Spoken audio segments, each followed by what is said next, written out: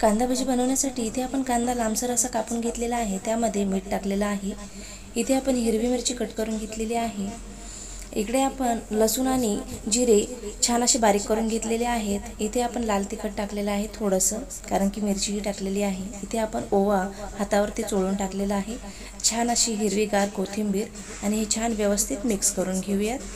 कुणी कुणी कांदा मीठ टाकून 10 मिनिट असंच ठेवून देतं त्याला पाणी सुटण्यासाठी, पण मी इथे नाही ठेवलेलं। इथे आपण बेसन पीठ टाकलेलं आहे।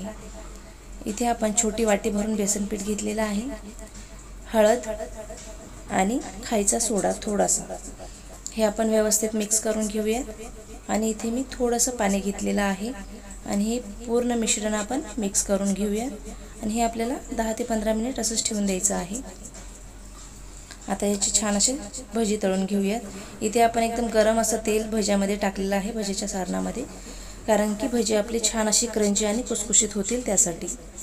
हे तेल आपण व्यवस्थित मिक्स करून घेऊयात आणि भजी आपण छान असे तेलामध्ये सोडून घेऊयात। तेल जास्त गरम नाही आहे, मीडियम गरम आहे। तेल जास्त गरम होऊ दिलं तर भजी आपली वरवरची काळी होतील आणि आतमधून छान अशी क्रंची कुसकुशीत तळणार नाहीत। बघू शकता छान अशी कमी गॅसवरती आपल्याला आता ही भजी तळून घ्यायची आहे। एकदम क्रंची आणि कुसकुशीत होऊ द्यायची आहे। भजी आपली तळलेली आहेत, हे आपण एका डिशमध्ये काढून घेऊया।